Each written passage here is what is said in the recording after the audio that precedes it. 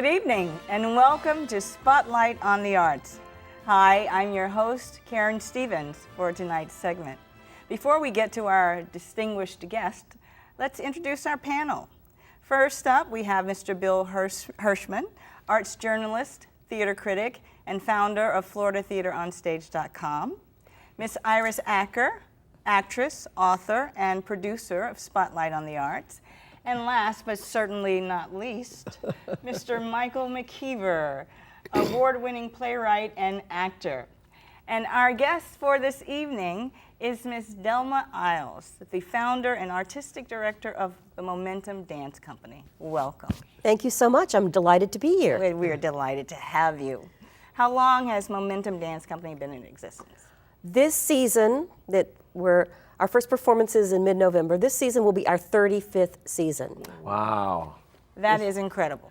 Yes. That is incredible. In modern dance in America, it's almost unheard of. Exactly. And that's my point. With what's happening to arts funding all around the country in every facet of the arts world, with so many different companies folding, how have you managed to survive?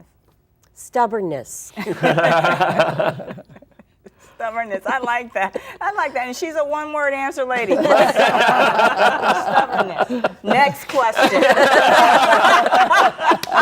Good for you. Well, we talked earlier in the green room, and shared a little bit. I shared a little bit of my dance history with you. A dancer at the University of Florida, and there was a time in my life when I thought that all I wanted to do was dance. My dream was to go to New York and dance, and somehow I wound up to be an actress in South Florida. It's like, what, life happens while you're making other plans? Was this always what you wanted to do? As long as I can remember, yes. How did you start? Well, my great-grandmother, my grandmother, and my mother all took ballet lessons as children, and so it was expected that young ladies in our family would take ballet. But what really got me going, I was about 5 years old.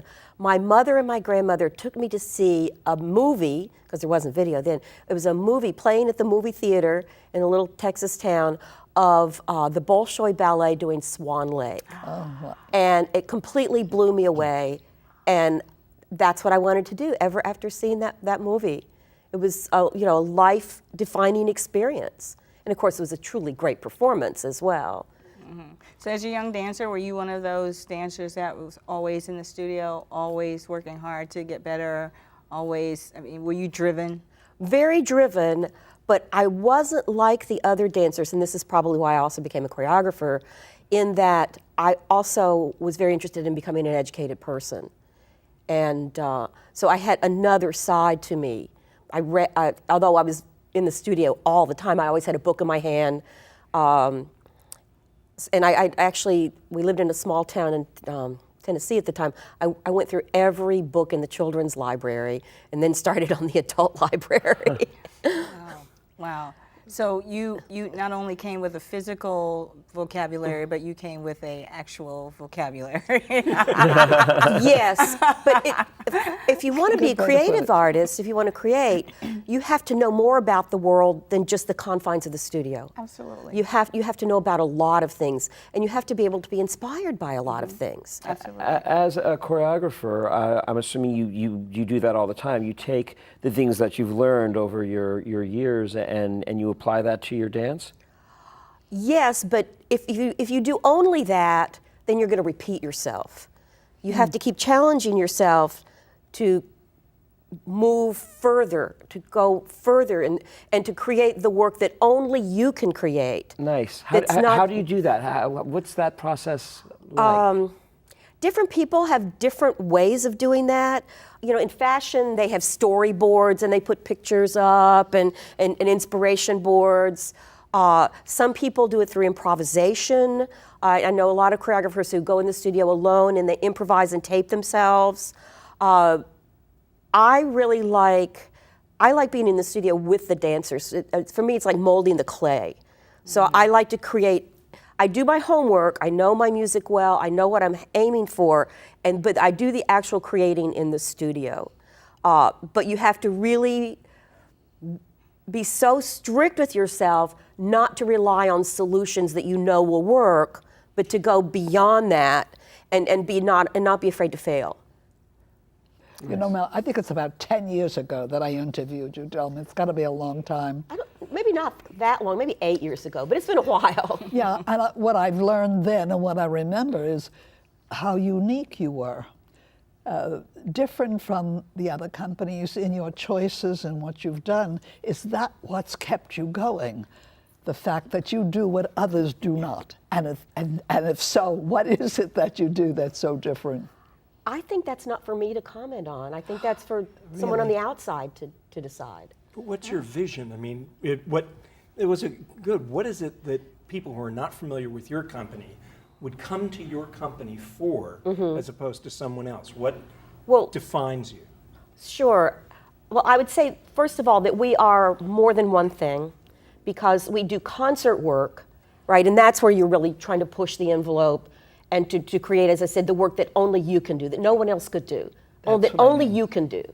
But then we also have a whole repertory just for children, completely different. So there are works created especially for ages 3 to 10.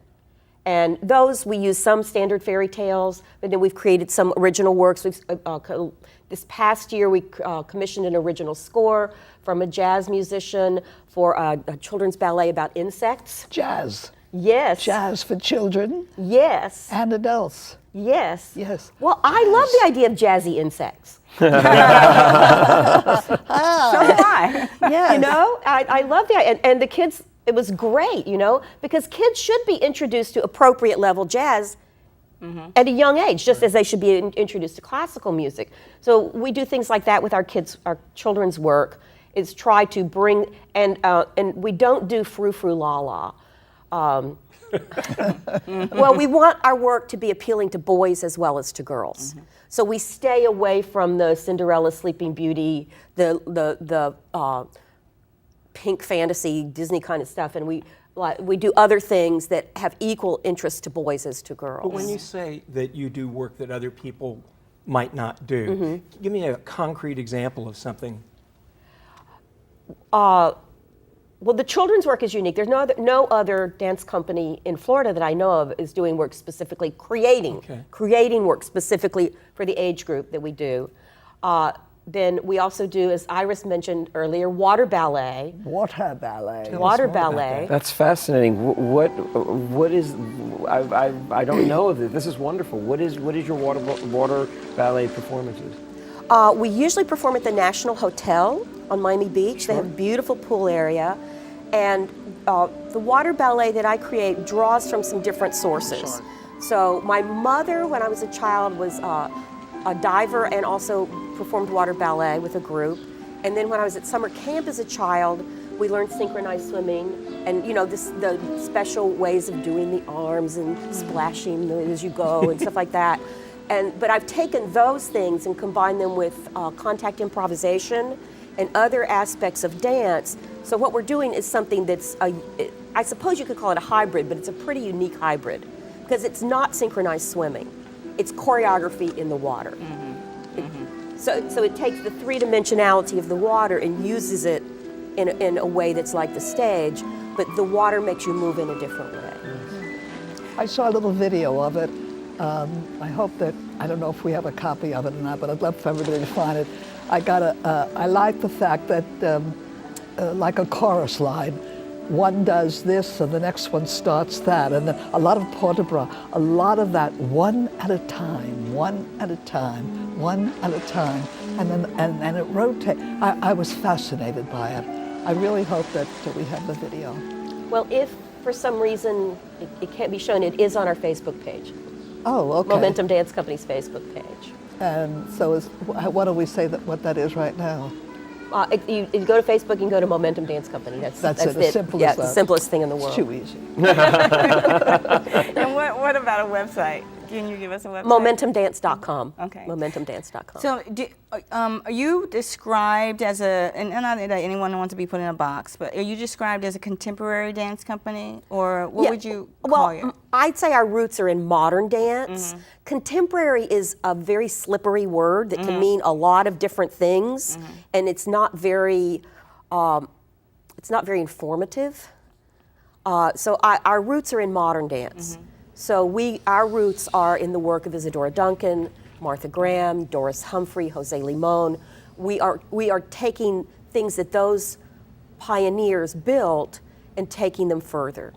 So contemporary can mean just about anything, really. Yeah. So I don't like the use of that word. And I'm really, maybe it's all those books that I read as a kid, I'm really picky about words. Well, it's really funny that you say that, because I remember at one time thinking to myself, where did that term come from? Because when I was coming along, it was always modern dance. And then all of a sudden, the word contemporary started to be used, and I really never really understood where that came from. And now it has a completely different definition that exists only in the world of competition dance. And the contemporary, as it's called, is a mishmash of jazz adagio, and it's a bizarre hybrid that really most people in the artistic world think of it as not of the highest quality. Now, is modern the only form? Well, I like for the dancers to also to be very strong in ballet, right? Ballet is 500 years old, and we have a lot to learn from it. In 500 years of the creative input of thousands and thousands of great artists, the method of training is so highly developed. It is so highly developed. And so it's the fastest route to help someone be able to jump, to turn, to balance, to work rhythmically.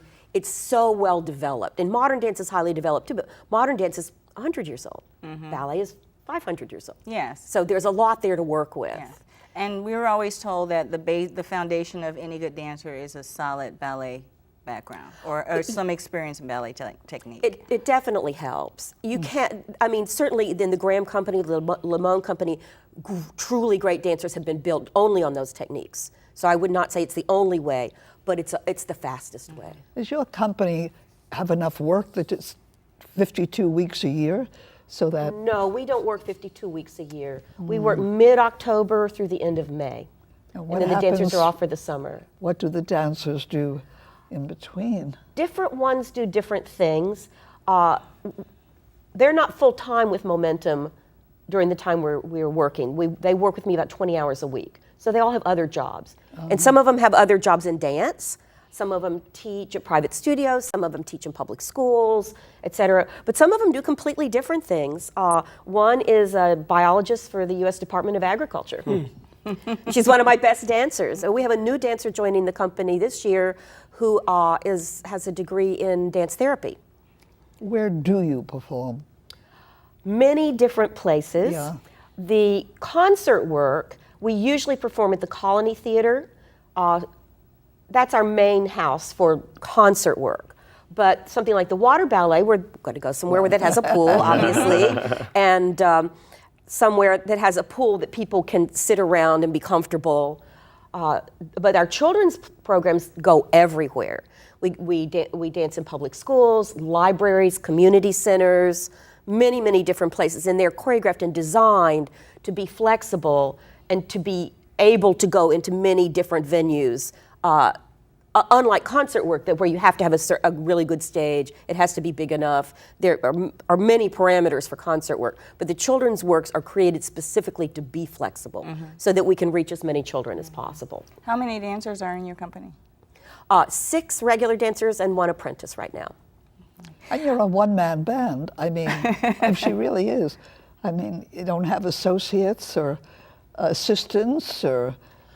Well, the dancers help me do some things, and then some tasks that may be in-house at somewhere like the Miami City Ballet, we contract out, right? We contract a PR firm to promote our work, rather than doing that in-house, right? We contract an accountant, so some of those things, rather than having a full-time person, we contract it out to a professional who's an expert, who doesn't need to be full-time with us. So that's part of staying in business, is figuring out what's the best way to spend your money. On your website, it said that you created Momentum Dance Company specifically for the South Florida community. Was there a need that you saw that needed to be filled? What was your intent for creating specifically for this Yeah, area? there was a need. When I first came to Miami, I danced in a company called Fusion Dance Company. That Knew them well. yeah, it was a very fine I company. knew them well. And that company, interestingly, was primarily funded through the CETA jobs program that was initiated by Jimmy Carter. And when Ronald Reagan became president, he did away with that jobs program. So 2/3 of the budget of that company went away. And it was hard for that company to survive, and it didn't survive more than a couple years after that. So me and along with about 3 other people that were in Fusion, sort of went into that vacuum and started momentum. Is there a dance community per se? If they go to the Miami City Ballet, do they also come to you and then go see Alvin Ailey? Or do you have your own following? Well, I think there are some people who are true dance aficionados who go to everything. But I think the dance world kind of falls into a divide between the ballet people and the people who go to modern and cultural dance, flamenco. Well, there's a whole huge flamenco community that only goes to flamenco here, and it's very popular. I take my college students, I teach at Miami-Dade College, I coordinate the dance program at the Wilson campus. I take my college students to see as many things as possible. We go to see the Miami City Ballet, we go to see Alvin Ailey, we go to see flamenco, other companies that might be coming into town, because I want them to learn about dance as a whole, as an art form. Every person has their tastes, and I will say this, I'm very grateful to the Miami City Ballet because they brought the Balanchine work to Miami. And in doing so, they brought the sensibilities of the audience out of the 19th century and into the 20th century by showing that work. Now, we need to look into the century we're currently in, the 21st, and I think they're trying to do that as well. But I'm very grateful because prior to the advent of the Miami City Ballet, the sensibility of the audience was very much with only the 19th century ballet. And there's nothing wrong with that. It's beautiful and it's meaningful and it should continue to be performed, but we have to look beyond that. An art form must grow or it withers and dies. Yes, and it must reflect the society that it, Well, if it's any good, it will. Yeah. And so I don't think you have to start out to do that. Right. Yeah. And so along those lines, it's like aesthetically, what is it that you think that dance as a whole brings to the community itself? I think it means different things to different people. As a person who brings that art form, or who attempts to make that accessible to the community. Well, dance along with music are really the 2 oldest art forms because you only need the human body. You need the human body and rhythm. And so that's something very primal, and it's something that everybody has inside of them, whether they've discovered it or not. So some people watch dance and they really react to it viscerally. They feel it in the body. But other people see it as patterns and designs. So it's not going to mean the same thing to every person. And the magic is the artist brings the work to the stage, and the audience is sitting in the audience, in a traditional theater at least. And the magic is when the audience brings their feelings and experiences to meet what the artist gives to them. And when those 2 things mix together, that's the magic. But that magic will be different for each person because each person brings different feelings and experiences into the theater with them. I hope that answers your question. Yes, absolutely. I mean, I think that's the same with any art form, especially with acting. It's that chemistry of what the actor brings and what the audience brings. That's what creates the magic. And the 2 have to be there together. Yes. And we've all been in front of audiences who kind of weren't there. Yeah. The difference, Karen, though, is with theater, you're stuck. I mean, with dance, you're stuck. The dance is the dance is the dance. But an actor also melds and shadows. What's the word I'm looking for? Performances also. It has a lot to do with the audience. Feedback from the audience can change a performance. In ballet, not so. Or in any dance. Yes, it does, but not to the degree that it does in acting. Right. Yeah, definitely. Like, we perform a lot for children, and children are very with you in the moment, and and they're not being bad, but they let you know what they're thinking, so they laugh or they go, "Oh, watch out," or something like that. When the wolf's sneaking up and Peter and the wolf, "Oh, watch out," or one little girl, we were doing Peter and the Wolf, and she just loved the cat, and the whole performance she just went, "Cat." But she wasn't being bad. She was little. She was just being in the moment. She was just being in the moment with that cat, So the way the children interact with you is very real, and it's very in the moment, and it does affect the performance. Adults tend to be a little more reserved, except in political debates. So you don't get quite as direct an experience, so you don't have as much shading, unless you have an unusually sympathetic audience or unusually cold audience, and you get both. Of course. You get both. What's the biggest challenge that a dance company faces in South Florida in the 21st century? What is it that sometimes you want to just look out and yell out at people, what you don't understand is? Well, for many, many years, the biggest challenge was press coverage. But with the advent of the internet and online coverage and online magazines, that has really changed. So it's not our biggest problem anymore, which I'm very happy to say. Now it's some of it is good venues, because there aren't that many that are suitable for dance, that have a good floor, that have big wings. If you don't have a big wing, you can't leap onto the stage. Right. Right. You can't take a running start and leap onto the stage. That don't have a high overhead space or fly space. There are all kinds of things you need to give a good theatrical performance, and very few theaters in South Florida are really suitable. And some of the ones we've used in the past, such as the Byron Carlisle Theater, have been taken away from public use and are dedicated to the work of just one company.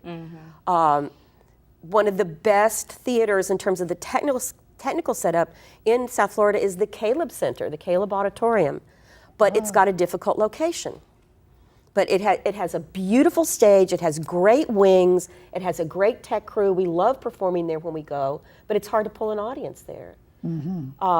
And we get funding from City of Miami Beach. We'd love to do more performances there, but there are just hardly any venues on the beach. Right.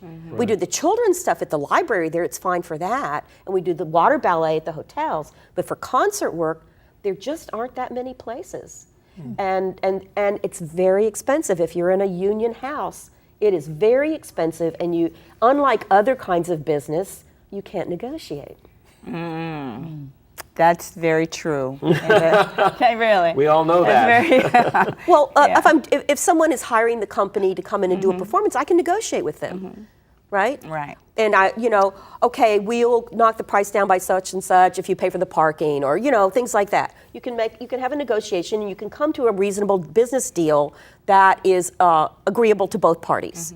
And if you can't, you can walk away. Right. But when we're talking about theaters that are union theaters or theaters that are owned by municipalities, they dictate all the terms. Yes. And sometimes those terms are draconian. Yes. I didn't know that you And very taught, expensive.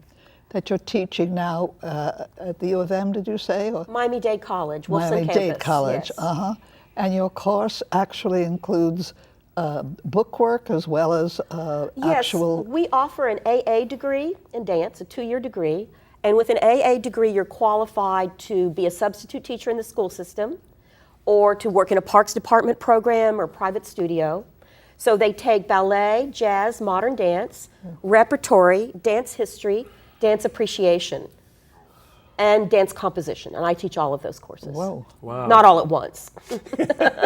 So we're almost out of time, but before we leave, what, in your experience, what has been the most important element of developing a good dancer? All you can do is give the dancer the information. It's up to them to do something with it. You can try to inspire them, and some of that's just personality. We get inspired by different personalities. But really, it's up to the dancer. That person has to want it. And they have to be willing to really work for it, because even the most talented people cannot get by without really working for it. I have a friend who's a very well-known poet. He lives in Baltimore, and he says that the acquisition of technique is the measure of sincerity in an artist. And I believe that. If you're sincere about it, you will go to the trouble to acquire a fine technique. And if you don't go to that trouble, that says something about you. Wow. Well, That I'd love was- to study with you. Yeah, Would have exactly, to exactly. right Yeah, I have a feeling that.